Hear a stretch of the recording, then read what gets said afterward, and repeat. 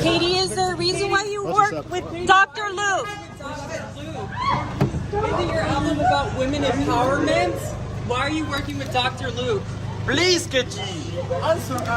Okay, so completely correct me if I'm wrong, but I feel that what we have just witnessed with Katy Perry and her new single, Women's World, and actually the album, kind of, is very, very, very similar to what is happening with Miss Jenny from the block, Miss Jennifer Lopez herself. And I don't mean that from the element of, oh, Katy Perry is like horrible and nasty to people around her. That's not what I'm trying to say. I'm trying to say in the fact that I don't think they necessarily have understood their audience or like the target market or what is exactly happening. And I'm not a music connoisseur. However, I had been following Jennifer Lopez and her kind of quick downfall since she released the documentary, the album, the short movie, right? I was covering that. I was all over that. And just how blissfully unaware she was when she decided to put on that great big tour, which she then had to cancel because guess what? Nobody was eating it up. Well, quite similarly, Katy Perry's come out and she released a new single called Women's World. Now, I remember Katy Perry, right? Katy Perry, you know, Teenage Dream. Teenage Dream was like one of my favorites, still is. I'm going to be completely honest when you're thinking of like a real stereotypical pop song.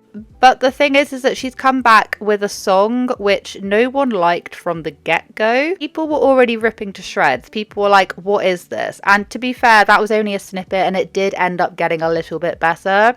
By the time the actual full-bodied song came out, people were like, okay, this is better. I wish that she'd released part of the chorus rather than the like sexy, confident, which has been stuck in my head all day. Problem doesn't just end there in the fact that yes, it wasn't the greatest song. I know you're going to have people that like it, but objectively it wasn't the best song when you're looking at like all of her other songs. But she was trying to still capture that sound that she kind of had back in the whole Teenage Dream thing, which leads us on to the next thing of the producer that she has decided to use. Katie, is there a reason why you work with Dr. Luke? She decided to make this track basically saying like, it's a woman's world, we're sexy, we're confident, you guys are just living in it, ba-ba-da-ba-ba-da-ba. But she then decided to use a music producer who has literally been like taken, like sued and all sorts over what happened with Kesha, who allegedly she was R-worded. That whole lawsuit was extremely long. Katy Perry decided to do the song and then use him to produce it, bearing in mind like, what is your song about? Like female empowerment, like we don't need men, like it's a women's world, and then decide to use someone who was taken to court over that kind of stuff, like sexual harassment and R-wording and all of that. Like, what are you thinking? Of course, because of the fact that Kesha has now released her Joyride, her single Joyride, which people do actually way prefer. I mean, they're completely different sounds, but yeah, people are definitely preferring that one. It was like completely wrong place, wrong time. And apparently on the album, the same guy has actually produced other tracks within that album as well, and it just doesn't really make a lot of sense. Like, you're trying to do like a female empowerment track, and then you're then using him to produce a few of those songs. Okay. Kesha, I've got to ask. Listen, Katy Perry working with Dr. Luke, right? A lot of people talking about it, right? And I wanted your opinion on it. Obviously, you've got that history, and I just wanted your opinion on it. Is there anything that you can say, Kesh? Nothing? And it then got even worse because people were like, well, maybe, just maybe the music video will be slightly redeeming. I'm not joking. It was awful. Bearing in mind, you're like trying to talk about like female empowerment and all of this. Basically, the whole video was like the over-sexualization of women. Go watch it if you desperately want. I'll blatantly be copyright struck if I try and share it. But yeah, basically, it was just delivered so badly. The only saving grace was the fact that Trisha Paytas just so happened to make a cameo in this. And if you know of all the other music videos she's been in, she has actually been in a fair few videos. So Trisha is a badass bee, and she pulled this monster truck into the gas station with their own strong arms. Yeah, were you impressed? I was freaking out. I was showing off for you. I was like, thank you. I'm gonna shoot a scene where we're in a monster truck rally and I'm gonna do my makeup, or I'm gonna attempt to, because every woman can do their makeup while in the car, like an eyeline, like a amazing line. You can do your line. I did this in the car. Just didn't fit. It was like, it was a song that was made for women to feel empowered and to feel like sexy, confident. But then when you actually look at the music video, it's very much for the male gaze or just to be kind of lusted over. I don't know. It didn't fit.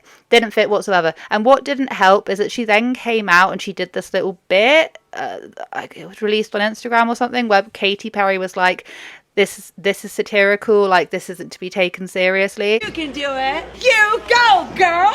You were born to shine. And we're kind of just having fun, being a bit sarcastic with it. It's very slapstick, very on the nose. And with this set, it's like, ooh, we're not about the male gaze, but we really are about the male gaze. Overplaying it and on the nose because I'm about to get smashed, which is like a reset for me and a reset for my idea of feminine divine. It's a whole different world we go to after this. We wanted to open this video making it look like a super high gloss pop star video, and that's what it is. So basically, right, what's now happened is that allegedly, and this does come from the Daily Fail, right, it does, but I found it quite a juicy headline. So the headline basically came out and it was saying, which is very, very, very similar to a headline that happened with Jennifer Lopez, Katy Perry is freaking out over Women's World flop and holding crisis talks in frantic bid to save her album as insiders reveal her desperate plan to win back her fans. Don't doubt that she doesn't have loads of fans. Like, I don't doubt that. Like, I literally grew up in that time period where like Katy Perry was like bopping, do you know what I mean? Like, I know she definitely has fans, but I think it's like with that whole Jennifer Lopez thing where they just don't understand that the time has shifted and they're not really giving anything else. I'm not a music connoisseur, but I can just see that there are definite parallels to the way that both Katy and Jennifer tried to come back. And Katy has tried to come back. She actually released 2 albums prior to this album that didn't do very well and weren't like, I didn't even know she had albums out. Do you know what I mean? Like, they didn't do very well. Katy Perry is pointing the fingers at everyone but herself after her comeback single Women's World failed to set the charts alight, according to insiders who claim she is desperately scrambling to devise a new plan to save her musical comeback. The singer released the lead single from her forthcoming 7th studio album, 143, last Thursday, but the track, billed as an empowering feminist anthem, was quickly dismissed as unoriginal, hypocritical, and formulaic. And it was, like, unoriginal being the fact that it sounded like so many of the other tracks that were released back when, like, Katy Perry was, like, actually really quite popular, and it also sounds very reminiscent of some of her other stuff. Hypocritical being, like, the music video, the producer and the song, like none of them work well together. And formulaic, yeah, it's a very like, there's nothing inspiring about the beat, there's nothing inspiring about the song. Apart from the fact that the song is just hot garbage, the song is a PR nightmare. Like, the video is a PR nightmare, the song's a PR nightmare. It's all terrible, and I don't understand why you're gonna break your 10-year hiatus with something that's this bad, unless you think that this is the formula. Maybe don't release a women empowerment song that's produced by a known abuser whose victim has been publicly locked into a contract with them despite their abuse and has made their career go down the toilet. Or, you know, maybe just the concept of the video should not be a man's wet dream. Teenage Dream hitmaker also faced criticism for the sexualized nature of the accompanying video, as well as her decision to work with music producer Dr. Luke after his highly publicized legal battle with TikTok singer Kesha. With the single plummeting down the US iTunes chart less than a week since its July 11th release, Katy is said to be freaking out and demanding that her team go back to the drawing board to save her album from suffering the same fate. Katy is freaking out right now because she is very aware of the feedback that Women's World is getting. She is pointing the fingers at everyone but herself, but it is her own fault. Yeah, unless she was like just tied into making deals with this, then it kind of is her fault. The source claimed the biggest risk Katy has taken was reconnecting with Dr. Luke, the music producer who worked on her hit singles including I Kissed a Girl and California Girls, before later being accused of sexual, physical and emotional abuse by Kesha. Super producer, whose real name is Lucas Gottwald, denied all allegations, including Kesha's claim that he R-worded Katy, something she shut down. A New York state judge ruled against Kesha in 2020, saying she had defamed her former producer with the claim, and an appeals court upheld that decision in 2021. Music lovers have been vocal about their disdain for any artist choosing to work with the hitmaker following Kesha's allegations, despite the pair reaching a settlement in 2023. Some of Katy's fans have defended the star by claiming she was forced to work with Dr. Luke due to contractual obligations, but Katy previously confirmed she has had no ties with the producer. While it's disappointing that Katy Perry is working with Dr. Luke again, it's not surprising because look at this list here. These are all the songs that she's worked with Dr. Luke in the past, and it's almost all of her hits, all of her bangers. Her whole career now is music again, and if this doesn't go well, she's gonna get J-Lo'd out of here. And it then goes on to say more information about this. It says, during her 2018 deposition for Kesha's suit against Dr. Luke, Katy confirmed that she had only ever signed a 3-album publishing deal with Dr. Luke Records and that the pair were no longer in a contractual relationship. She also acknowledged what the public feedback would be if she chose to collaborate with Dr. Luke in his battle with Kesha. Working with him at this moment would not be received well because of this lawsuit. When asked if she thought working with Dr. Luke would have a potential impact on the success of a future release, the Dark Horse singer responded, "People would protest against it, a smear campaign, just 20 different narratives than the one that I am." Obviously, she's still gone ahead and she's still chosen to do it. And we're kind of just having fun, being a bit sarcastic with it. It's very slapstick. And the insane thing is that, yeah, she would have been told so many different times, so many different ways that, yeah, working with Dr. Luke would not be the best idea. But yeah, she still decided to do it anyway. And then she then did the music video, which is just like not good.